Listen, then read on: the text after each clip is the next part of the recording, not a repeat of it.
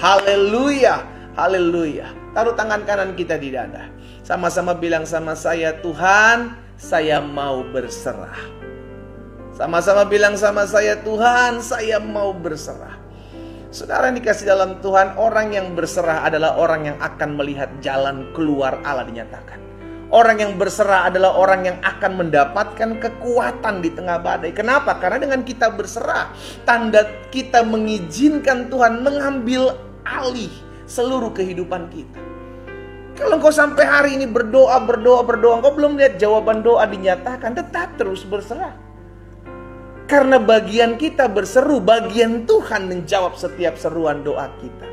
Sama-sama sekali lagi, taruh tangan kanan kita di dada. Sama-sama bilang, saya harus belajar berserah.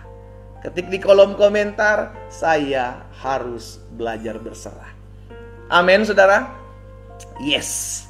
Pagi hari ini kita akan sama-sama membaca kebenaran firman Tuhan. Ya, ambil Alkitab kita di rumah kita masing-masing. Kita sudah ada dalam Keluaran pasal 34, Keluaran pasal 34 ayat 12 sampai dengan ayat 17. Ya, jadi setiap hari saya membagikan renungan singkat ini yang sudah saya bagikan pada saat live dalam doa pagi online di pagi hari. Saya bagikan kembali di YouTube channel saya, di YouTube channel Glenn Latuheru. Saudara bisa lihat di sana, saudara bisa gali kembali, saudara bisa belajar kembali ya. Karena di sana juga ada renungan-renungan singkat yang saya bagikan setiap hari dalam program Bible and Coffee. Dan juga ada khotbah-khotbah saya dalam ibadah raya minggu dalam gereja yang Tuhan percayakan untuk saya gembalakan. Jadi Bapak Ibu yang terberkati, Bapak Ibu bisa subscribe di sana, Bapak Ibu bisa support di sana. Sehingga setiap kita anak-anak Tuhan juga tetap terus tertanam dalam kebenaran firman Tuhan ya. Puji Tuhan. Nah, hari ini dalam Keluaran pasal 34 di ayat yang ke-12 sampai dengan ayat yang ke-17. Kita lihat sama-sama. Firman Tuhan bilang seperti ini kepada Musa untuk disampaikan kepada bangsa Israel. Berawas-awaslah. Berjaga-jagalah, hati-hatilah, waspadalah. Ini pesan Tuhan ketika bangsa Israel akan dipimpin Tuhan. Ketika Tuhan akan membawa mereka masuk dalam tanah perjanjian, tanah yang berlimpah susu dan madunya.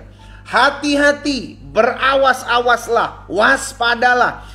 Jangan kau adakan perjanjian dengan penduduk negeri yang kau datangi itu.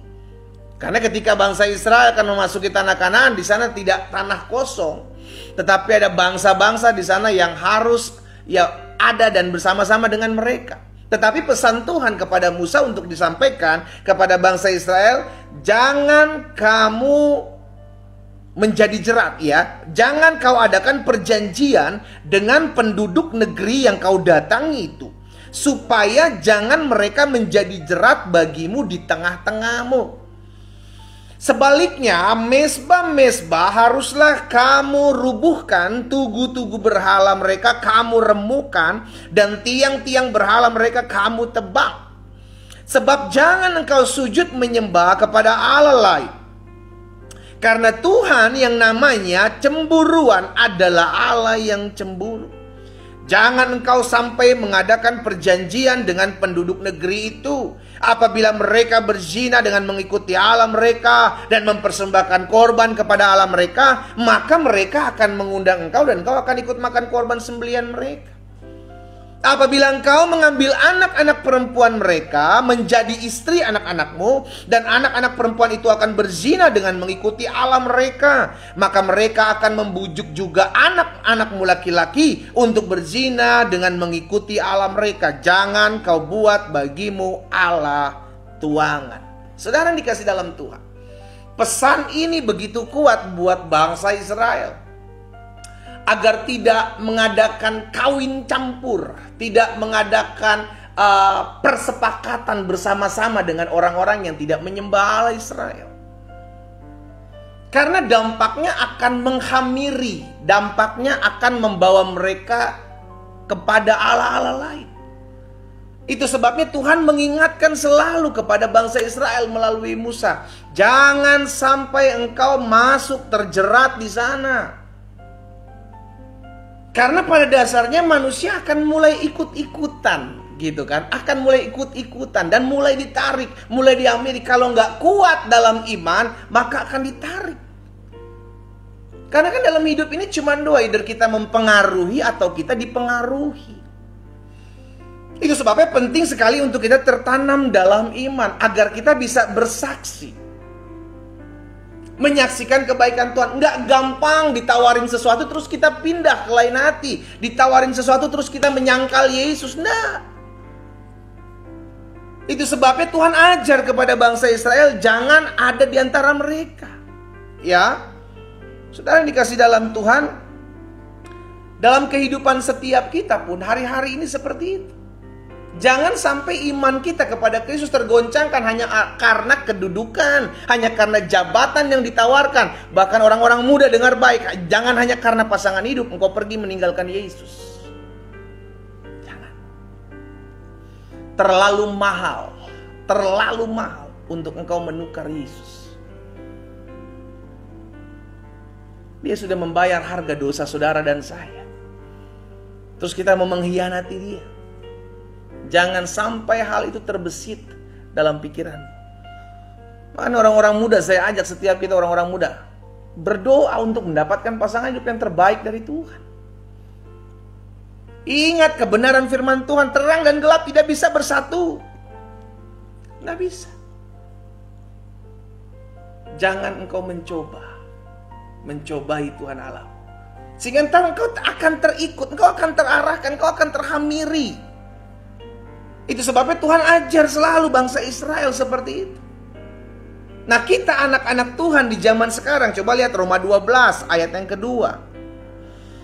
Roma pasal 12 ayat yang kedua bilang begini, jangan kamu menjadi serupa dengan dunia ini. Ini tujuannya kenapa kita tidak bersama-sama. Supaya apa? Supaya tidak sama dengan dunia ini, yang akhirnya menghalalkan segala cara, menyembah sesuatu yang gak jelas, yang bukan Tuhan. Janganlah engkau menjadi serupa dengan dunia ini, tetapi berubahlah oleh pembaharuan budimu, sehingga kamu dapat membedakan mana kehendak Allah, apa yang baik, apa yang berkenan kepada Allah, dan yang sempurna. Jadi jangan sampai karena kita hidup sekarang ini di akhir zaman ini, kita tinggal sama-sama, saudara yang dikasih dalam Tuhan, terus kita jadi ikut-ikutan. Baik dari gaya hidupnya, dari cara usaha, cara berbisnis. Jangan sampai kita ikut-ikutan menghalalkan segala cara. Betul, kalau hari ini kita masih tinggal bersama-sama dengan orang yang tidak menyembah Yesus, bukan berarti kita harus pergi menyendiri. No, kita hidup tapi jangan jadi serupa. Dalam Roma 12 ayat 2 katakan, jangan jadi sama. Karena caranya bagaimana? Teguhkan imanmu kepada Yesus. Terus renungkan firman Tuhan, terus baca firman, terus gali firman, sehingga kita mengenal siapa pribadi Yesus. Sehingga iman kita gak gampang digoncang ketika kita ngobrol sama-sama dengan orang yang belum mengenal Yesus. Tetap kuat, tetap berpegang. Nggak gampang ditawarin ini, tawarin itu, terus pindah ke lain hati. Nah, saya berdoa dalam nama Yesus, sehingga umat Tuhan yang pagi hari ini mengikuti ibadah online, dalam doa pagi, tetap memiliki iman yang kokoh, iman yang teguh. Sama-sama katakan amin. Ya, jangan kamu menjadi serupa dengan dunia ini, tetapi berubahlah. Jadi kita diutus. Ingat ya, Tuhan Yesus katakan, engkau diutus seperti domba ke tengah-tengah kawanan serigala. Kita ada di tengah-tengah orang-orang dunia. Kita ada di tengah-tengah orang-orang yang mungkin tidak mengenal Yesus, atau mengenal Yesus tapi tidak menyembah Yesus sebagai Tuhan dan Juru Selamat. Kita ada di tengah-tengahnya.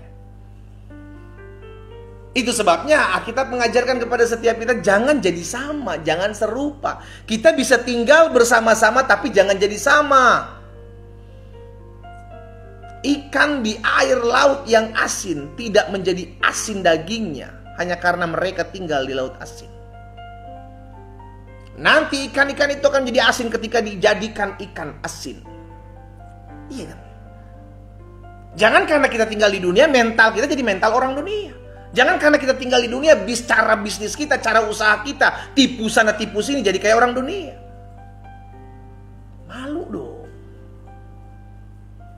Kita diutus seperti domba di tengah-tengah kawanan serigala. Janganlah engkau jadi serigala. Tetaplah jadi domba. Ketik di kolom komentar, saya tetap harus jadi domba. Sekalipun saya di tengah-tengah serigala. Amin. Ya. Yesus bilang, kita diutus seperti domba ke tengah-tengah kawanan serigala. Yesus bilang, jadilah terang. Engkau adalah terang dunia. Engkau adalah garam dunia. Itu berbuat beda. Ada perbedaan. Ya, sekalipun kita tinggal sama-sama, saudara dikasih dalam Tuhan. Nah, jadi saya pelajari begini. Karena kita hidup berdampingan, ya. Kita hidup berdampingan dengan orang-orang yang belum mengenal Kristus di dunia ini. Karena kita hidup berdampingan dengan orang-orang yang belum mengenal Kristus di dunia ini, maka yang pertama, berjaga-jagalah dan jadilah kuat. Sama-sama taruh tangan kanan kita di dada. Sama-sama bilang sama saya harus kuat dalam iman. Sama-sama bilang sama saya harus kuat dalam iman. Amin.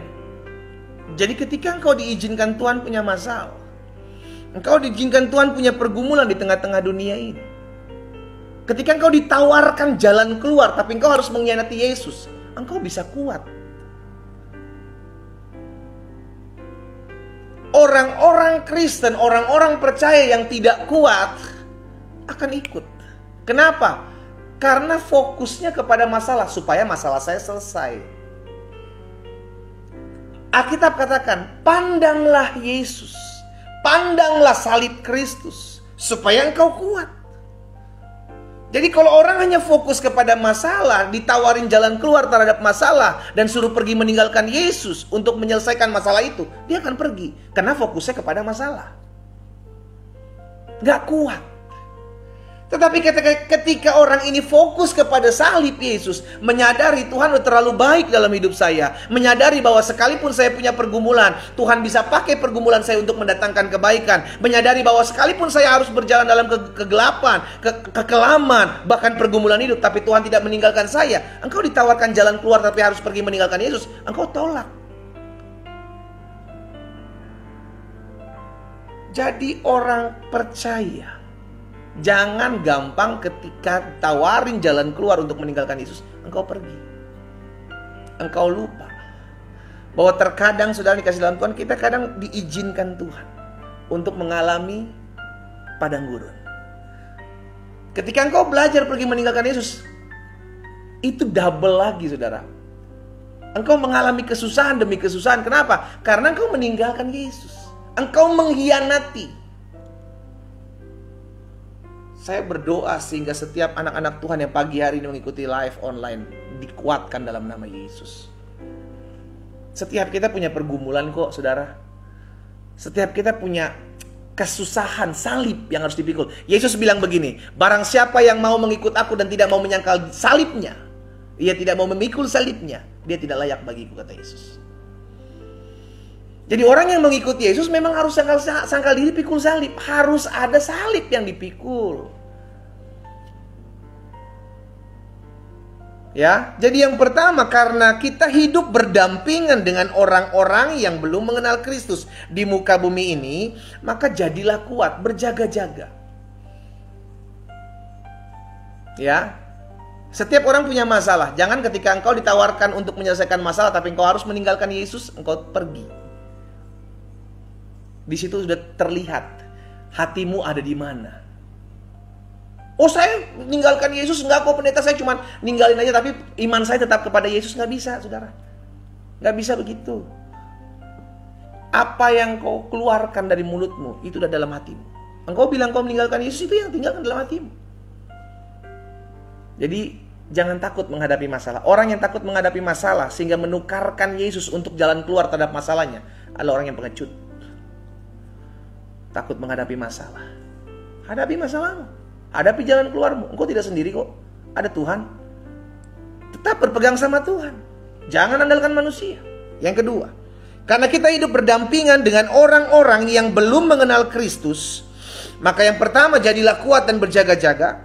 Yang kedua, tunjukkan ajaran Kristus melalui setiap perbuatan kita. Orang mau mengkhianati Kristus, orang mau menghina Kristus, orang mau ngomongin hal jelek tentang Kristus, Yesus ngajarin kita, doakan mereka, kasihi mereka. Amin. Ketik sama-sama di kolom komentar, saya mengasihi kamu yang mengkhianati Kristus. Ketik di kolom komentar, saya mengasihi kamu yang menjelek-jelekan nama Yesus. Gak apa-apa.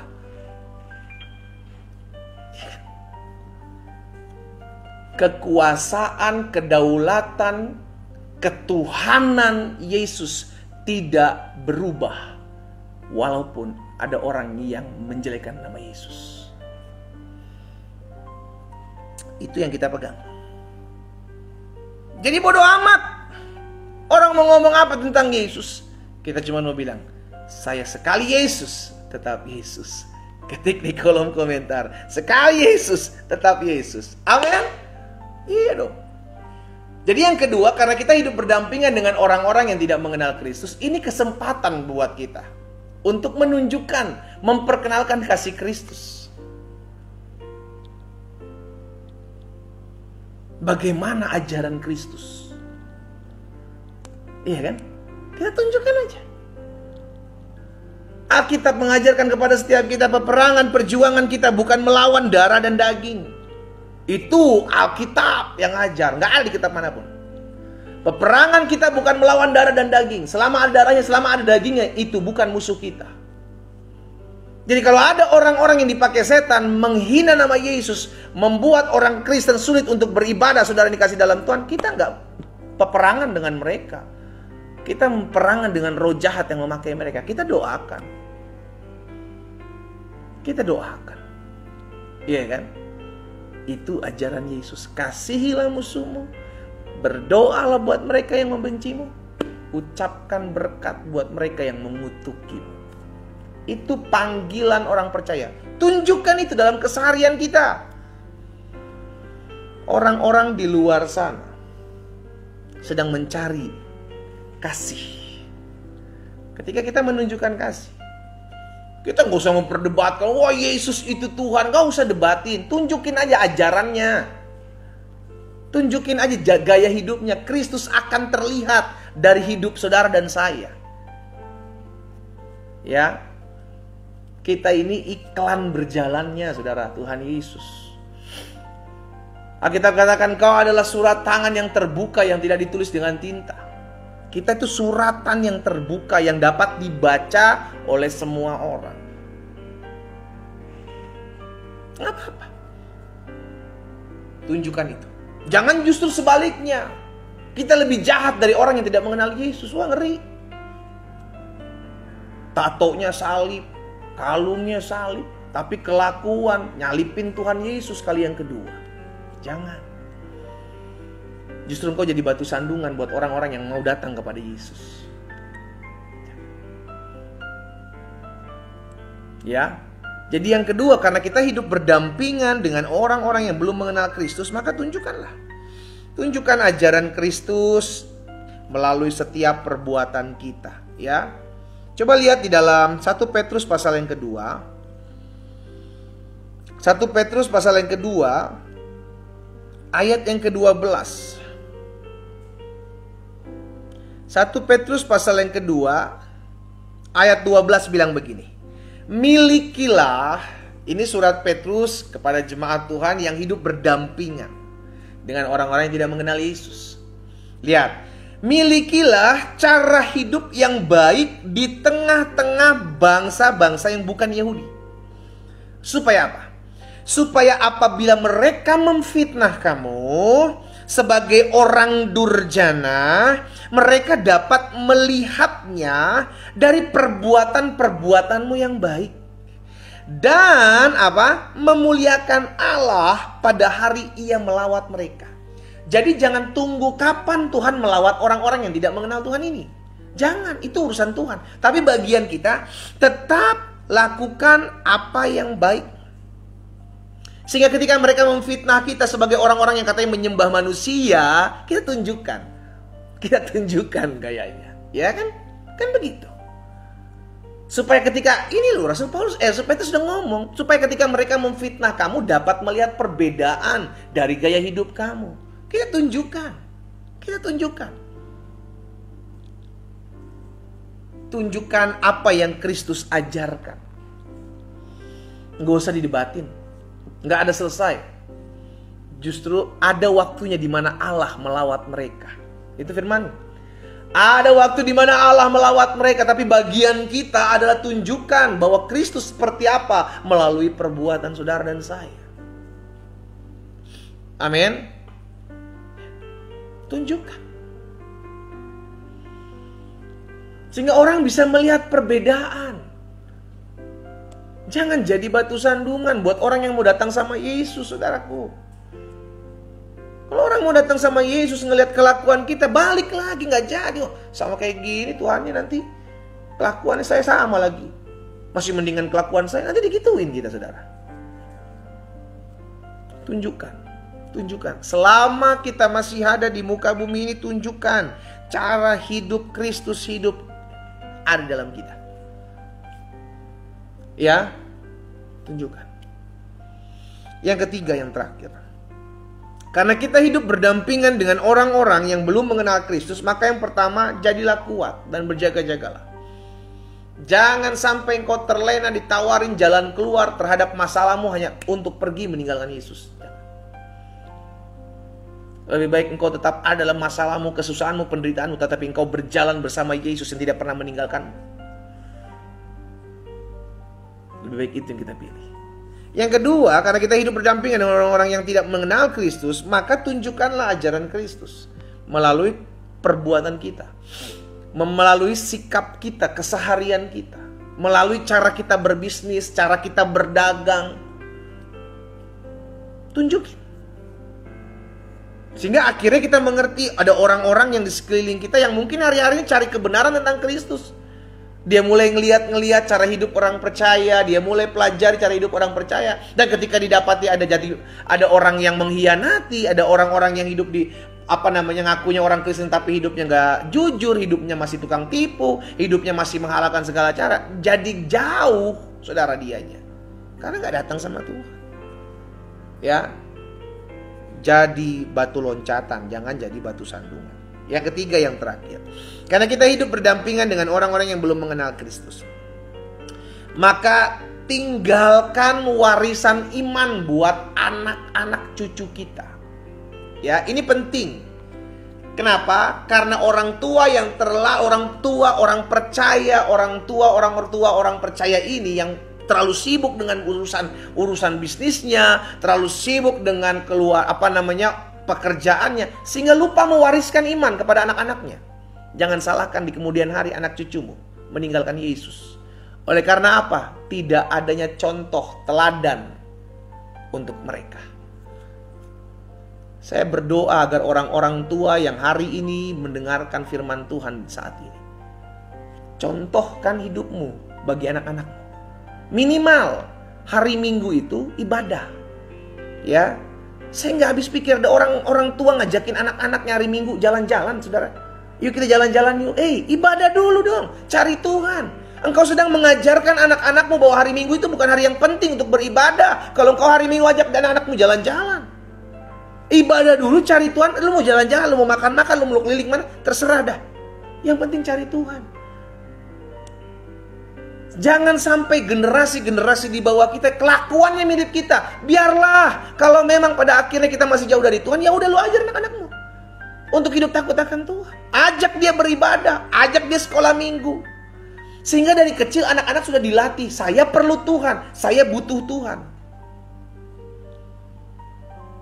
Itu warisan iman yang penting buat setiap anak-anak kita, karena mereka juga hidup berdampingan dengan orang-orang yang belum mengenal Kristus, saudara. Kalau mereka tidak kuat, jangan salahkan mereka kalau mereka tiba-tiba jadi ateis. Karena nggak ada orang tua yang mendidik mereka, memberikan teladan bagi mereka. Gak ada. Ayo orang-orang tua, saya berdoa, ayo jadi teladan bagi anak-anak kita, jadi contoh. Sehingga anak-anak kita tahu betapa pentingnya firman Tuhan dalam kehidupan kita. Bagaimana anak-anak bisa baca firman kalau orang tuanya gak pernah baca Alkitab? Bagaimana anak-anak mau diajarkan berdoa kalau orang tuanya gak pernah dia lihat berdoa?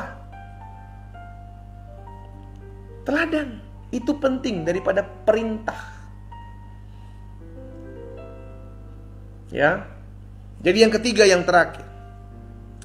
Karena kita masih hidup bersama-sama berdampingan dengan orang-orang yang tidak mengenal Kristus, maka tinggalkan warisan iman. Buat anak-anak cucu-cucu kita, tinggalkan itu, tinggalkan itu. Tinggalkan itu. Ajar mereka. Ajar mereka betapa pentingnya Tuhan dalam hidupnya. Ajar itu. Ya. Di dalam Mazmur 78 ayat 2 dan ayat 4. Mazmur 78 ayat 2 dan ayat 4 sampai ayat 4. Firman Tuhan bilang begini. Mazmur 78 ayat 2 sampai ayat 4. Aku mau membuka mulut, mengatakan amsal. Aku mau mengucapkan teka-teki dari zaman purbakala. Ayat 3. Yang telah kami dengar dan kami ketahui, dan yang kami ceritakan, yang diceritakan kepada kami oleh nenek moyang kami.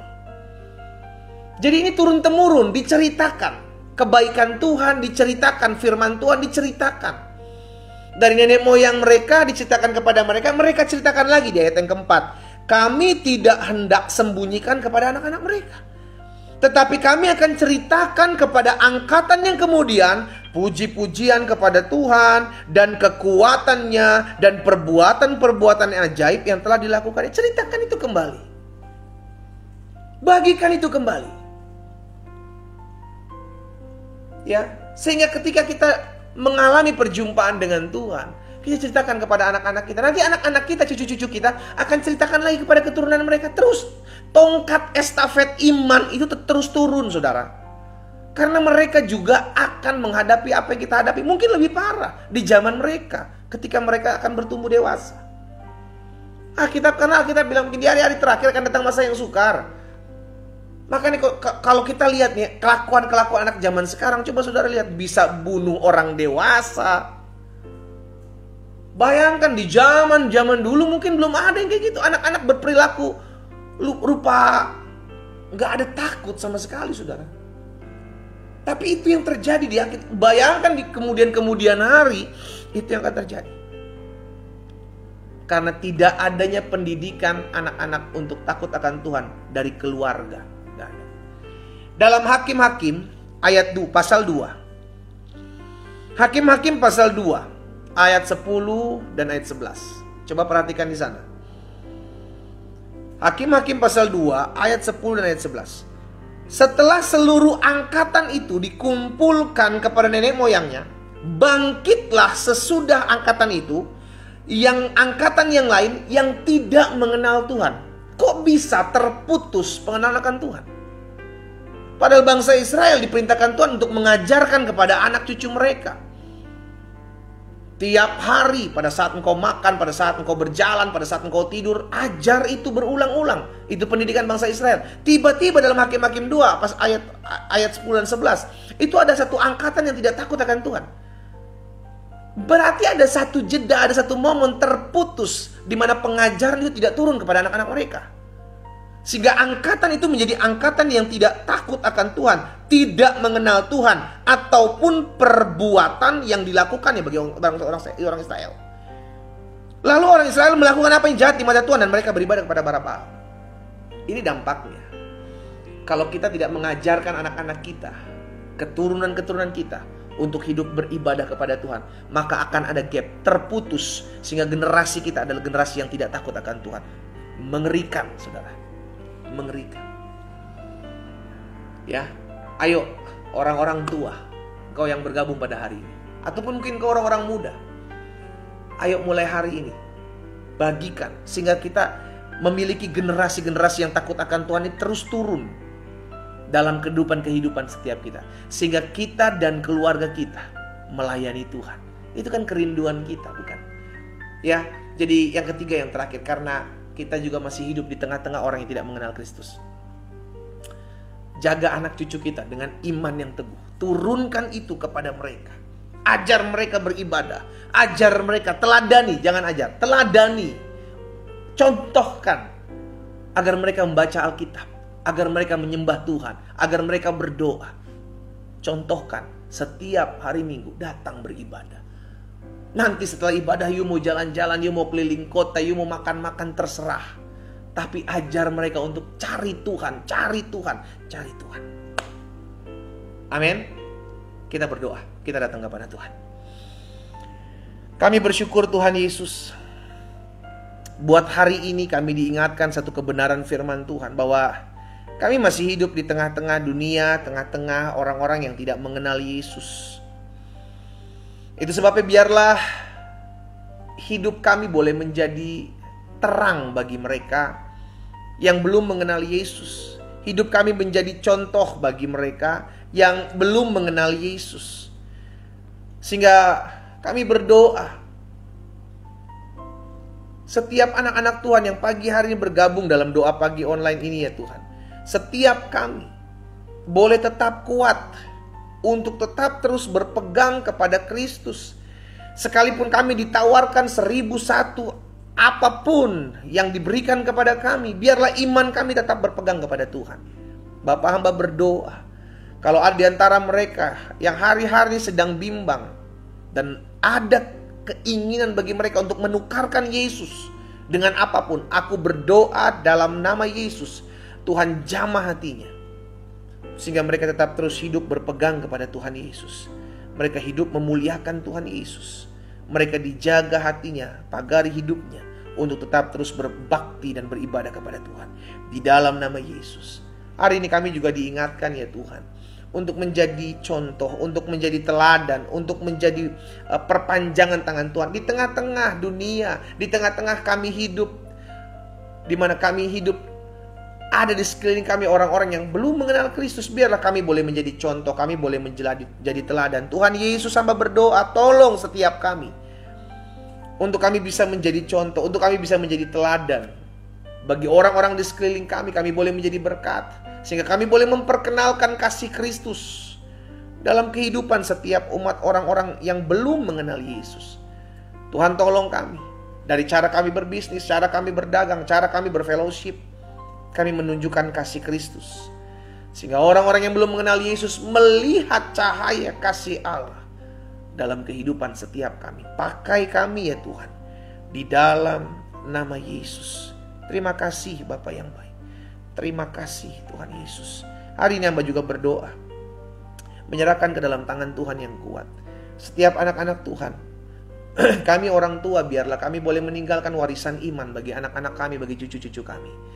Karena kami tahu mereka juga akan menghadapi mungkin yang lebih berat dari kami hadapi hari-hari ini. Mereka hidup berdampingan dengan kemajuan teknologi. Mereka hidup berdampingan dengan orang-orang yang belum mengenal Kristus. Dan kami rindu kami boleh menjadi contoh, kami boleh menjadi teladan. Kelak kami akan meninggalkan mereka dan mereka akan bertumbuh.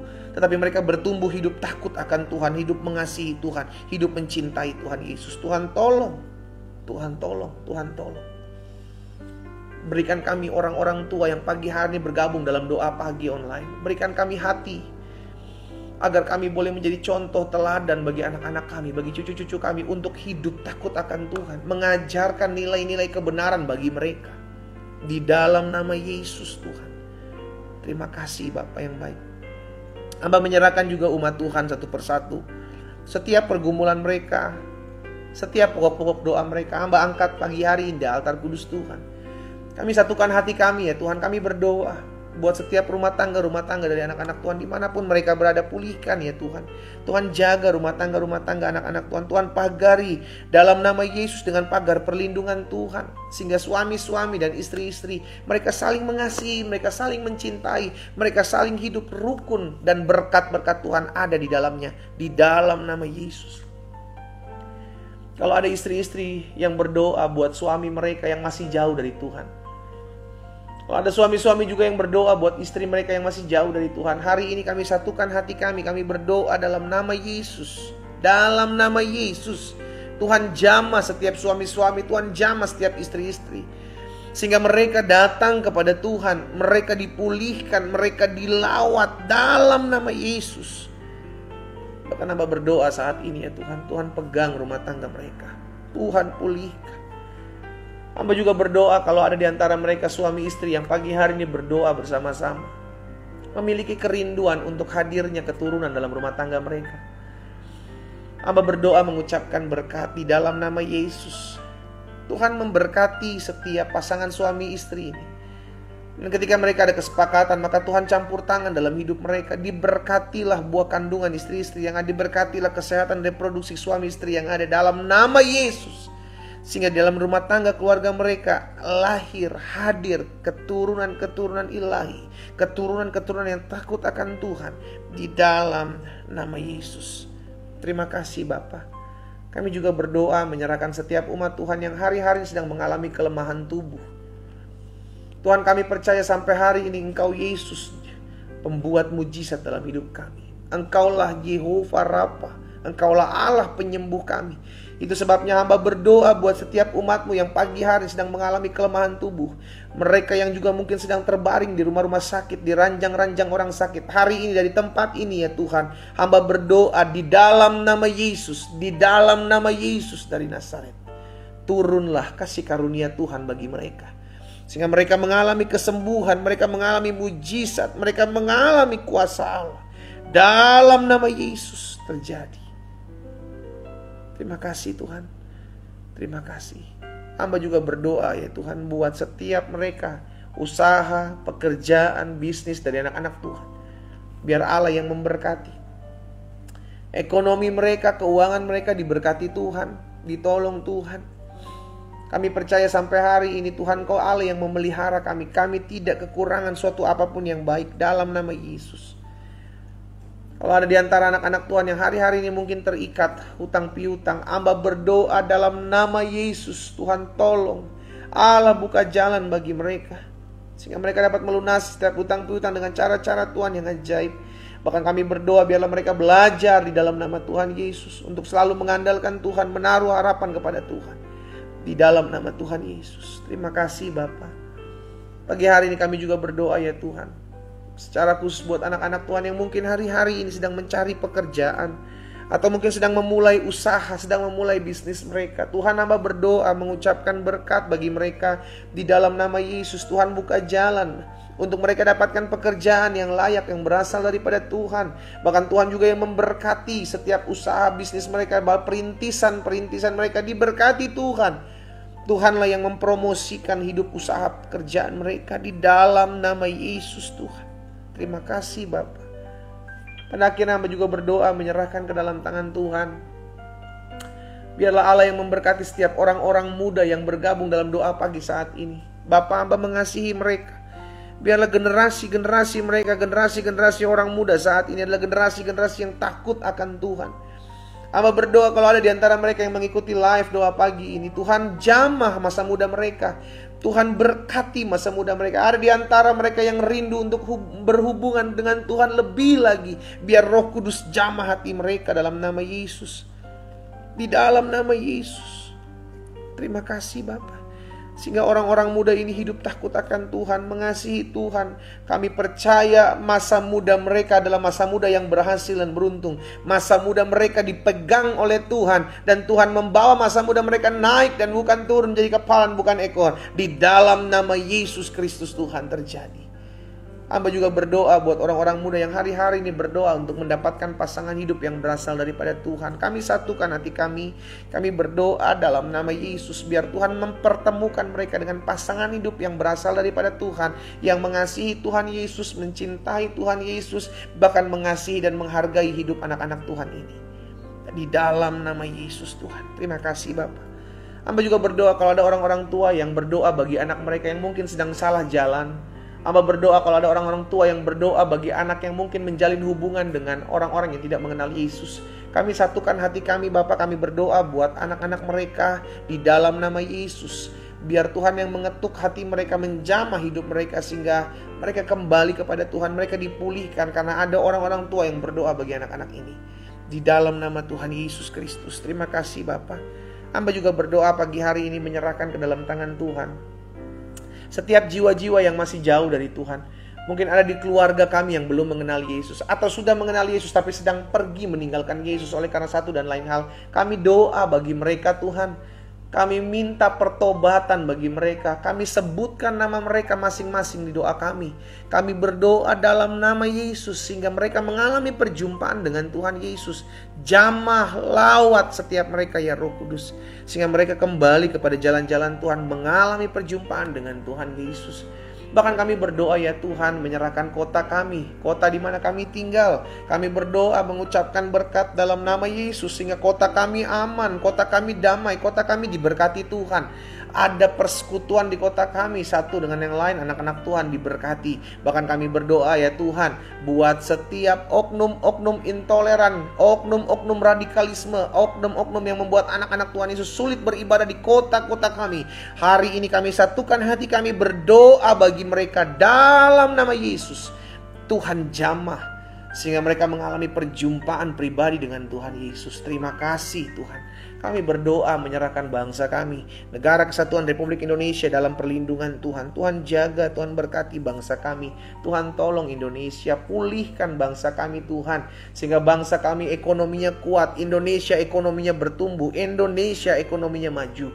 Bahkan kami berdoa buat pemerintahan bangsa kami ya Tuhan, mulai dari Bapak Presiden, Wakil Presiden, jajaran menteri yang ada dalam nama Yesus. Bahkan setiap mereka, para gubernur, para bupati, para wali kota, camat, lurah, RT RW atas bangsa kami.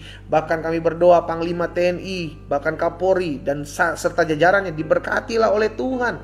Bahkan Tuhan tolong setiap mereka dalam mereka menjalankan kepemimpinan mereka, diberikan roh takut dan gentar akan Tuhan. Dan Tuhan berikan mereka hati yang jujur, hati yang mengasihi Tuhan di dalam nama Yesus. Jauhkan pemimpin-pemimpin kami daripada permainan-permainan kuasa kegelapan. Dalam nama Yesus kami patahkan. Terima kasih Tuhan, anugerah-Mu ada atas mereka. Kami berdoa rencana pemilihan umum 2024 Tuhan campur tangan. Berkati KPU, KPUD, berkati Bawaslu, Bawaslu daerah. Kami doakan dalam nama Yesus sehingga setiap mereka bekerja jujur, adil, takut akan Tuhan ada dalam hati dan hidup mereka. Bahkan kami berdoa menyerahkan ke dalam tangan Tuhan setiap pemilihan yang ada. Biar Tuhan campur tangan. Keadaan aman, keadaan kondusif, keadaan diberkati Tuhan. Sehingga bangsa kami kuat, bangsa kami tangguh. Berkati setiap anak-anak Tuhan di mana-mana tempat. Kalau mereka tidak tinggal di Indonesia, Tuhan juga yang memberkati negara mereka di mana mereka tinggal. Tuhan juga memberkati bangsa di mana mereka tinggal. Mereka menjadi terang, mereka menjadi berkat. Bahkan negara, bangsa yang di mana mereka tinggal aman, damai, diberkatilah oleh Tuhan. Terima kasih Tuhan Yesus. Pada akhirnya kami bersyukur buat pagi hari ini. Kami berdoa biarlah setiap benih firman yang kami sudah dengar pagi hari ini, kami jadi pelaku-pelaku firman. Setiap doa yang kami naikkan pagi hari ini kami imani, tergenapi firman Tuhan dalam hidup kami. Barang apapun juga yang kamu doakan dan kamu minta, percayalah bahwa kamu telah menerimanya, maka hal itu akan diberikan kepadamu. Kami aminkan setiap apa yang kami doakan pagi hari ini terjadi di dalam nama Tuhan Yesus. Kami berdoa. Sama-sama kita katakan amin. Haleluya. Saudara dikasih dalam Tuhan, doa pagi online kita hari Kamis 11 Mei selesai. Dan kita kembali ketemu besok pagi hari Jumat 12 Mei jam 4.30 waktu Indonesia bagian Barat, melalui TikTok Live, melalui Facebook Live, melalui Instagram Live, dan Zoom. Ya, saudara bisa pilih, saudara bisa gabung di mana, bebas ya. Sehingga setiap kita tetap terus diberkati melalui firman Tuhan. Kita tetap terus dikuatkan dalam hari-hari hidup kita. Dan ingat, kita sudah mendengarkan firman. Bagian kita sekarang lakukan firman Tuhan dan pastikan hidup kita tetap selalu berpegang kepada Tuhan Yesus. Doa saya menyertai kita semua. Selamat pagi, selamat beraktivitas. Tuhan Yesus memberkati. Shalom.